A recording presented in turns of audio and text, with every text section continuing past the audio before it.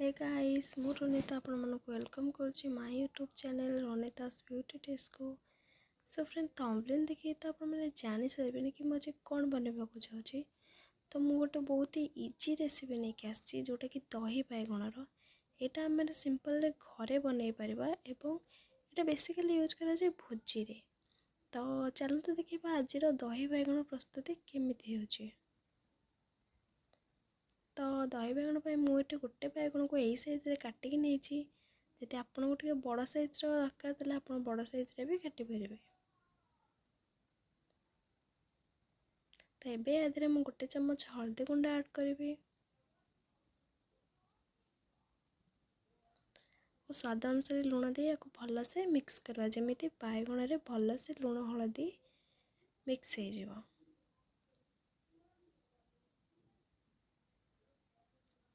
देखो तो मिक्स हो गलानी एबे हमें गैस ऑन करबा एवं पैन बसैबा। एबे हमें एथिरे किछटा तेल ऐड करबा जेमिति कि बैगनटा भलसे भाजी हो से अनुसार हमें एठी तेल ऐड करबा। तो एको किछि समय गरम हेबा पर्यंत छाड़ी देबा। तो देखंतु हमर एठी तेल गरम हे आसलानी। तो हमें एथिरे बैगन को फ्राई करबा।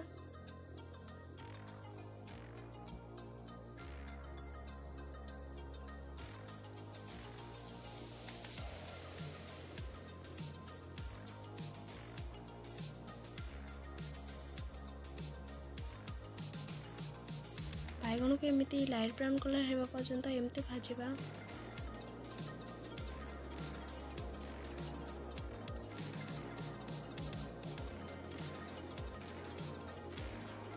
देखो तो हमर एटे बैगनटा लाइट ब्राउन कलर हे आसलानी।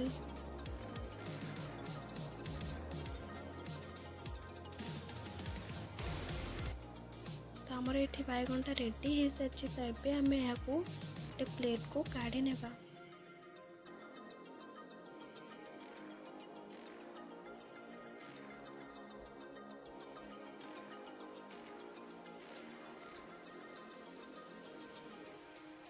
तो दही बैगण मोस्ट इम्पोर्टाट हूँ दही। तो मुझे गोटे बाउल में दही नहीं तो मो दहीटा ठीक अच्छे से मुझे किसी भी ऐड करनी। जदि आपणकर दहीटा बहला थाए तो आपड़ पानी ऐड करें। तो दही रे किछि मु गोटे चम्मच चीनी नहीं एवं स्वाद अनुसार लुण नहीं एवं एबे आपको मिक्स करवा भल से मिक्स करवा। मो गोटे चम्मच दरकार बोले मुझे गोटे चम्मच ली। जदि आपन को बेसी खट्टा या मीठा पसंद तो से अनुसार आप चीनी ऐड करें। गैस ऑन करके सेम पैन में आम छुंका प्रस्तुत करवा। छुंका पाई मुझे किछटा तेल ये ऐड करी।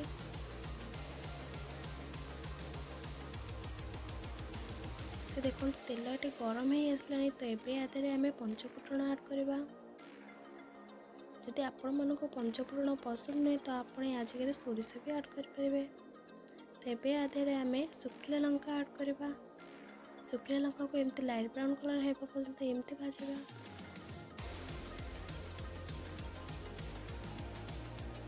तो देखो आमर ये सुखिला लंका लाइट ब्राउन कलर हो आसला। तो ये आधे आम भुसुंगा पत्र ऐड करवा। भुसुंगा पत्र बहुत ही बास्ना भल आसी था यार बहुत ही टेस्टी लगी था। देखो तो आमर ये छुंकटा प्रस्तुत हो सारी। तो आम यहाँ किसी समय ठंडा होगा छाड़देवा। तो देखो तो पूर्वर मुझे दही को प्रस्तुत कर रखी एवं आम बैगन को ऐड करवा। देखो तो मुझे बैगन को ऐड कली एवं ताको मिक्स कली भल से मिक्स करवा। आम छुंक को आधे ऐड करवा।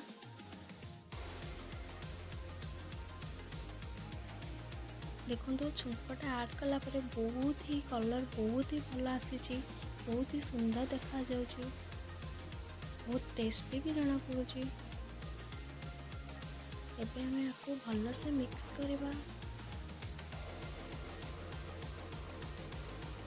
देखो तो मिक्स कर सारा पर बहुत ही भल दही बैगन कलरटा बहुत ही भल आसी बहुत सुंदर भी देखा जाउची।